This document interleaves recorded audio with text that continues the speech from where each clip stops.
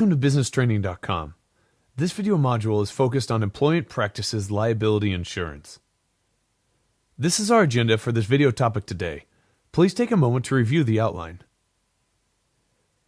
Employment practices liability insurance, or EPLI, is a relatively new form of insurance. EPLI is meant to curtail adverse employment claims against employers and protects businesses from the financial consequences of employment-related lawsuits. EPLI is offered by many different agencies, and their policies will vary in coverage and exclusions. But often, coverage can include wrongful discharge claims, discrimination claims, sexual harassment or harassment claims, wage and hour claims, or other employment-related claims, which can include emotional distress, assault, defamation, or privacy-based claims. It is best to shop around for policies, as with any other form of insurance, to find the best policy to fit the company's needs. Sometimes EPLI coverage is bundled with business owner's insurance policy or some other form of liability insurance. Regardless of how EPLI coverage is offered, it is becoming more and more evident that employment practices liability insurance is a requirement for businesses to operate. Most employment practices liability insurance policies will exclude claims due to the National Labor Relations Act, Consolidated Omnibus Budget Reconciliation Act, Worker Adjustment and Retraining Notification Act, Employee Retirement Income Security Act, Occupational Safety and Health Act, among other violations. As stated, this is just as any other type of insurance. Some policies will offer more fairly comprehensive coverage, even going so far to cover most of these exclusions. The employment practices liability insurance industry is a fairly competitive, and EPLI premiums can be very reasonably priced, even when including third-party discrimination coverage.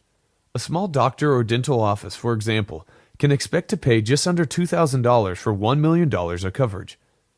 Employment practices liability insurance rates in prime risks will often see lower rates at the time of renewal, though many experts recommend putting those savings towards an increase in coverage. EPLI coverage will often be coverage that includes legal fees and settlement costs as part of the policy limits. So, for every dollar spent in defending a claim, there is less money available for settling the claim. Insurers may sometimes include a clause where the business is forced to settle even meritless claims if the insurer decides to settle with the claimant. EPLI insurers often cover the costs of hiring an attorney to defend the claim.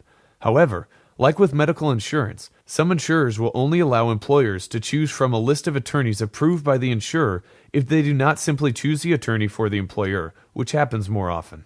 Why would an employer consider employment practices liability insurance? These days, private companies are more likely to have an EPLI claim filed against them than a general liability claim.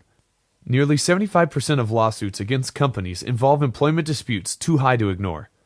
The average cost for defending a claim that applies to EPLI is $150,000, and the median settlement award is $250,000.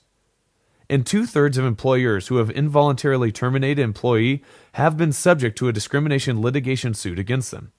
With these numbers, it would be hard not to consider employment practices liability insurance in protecting a business from claims and litigation suits. If you would like more information on the employment practices liability insurance, please speak with your local business attorney or industry insurance professional who understands your business, or go to the following website. Thank you once again for your time and attention, and this is BusinessTraining.com, where you can earn a master's level qualification to make more money.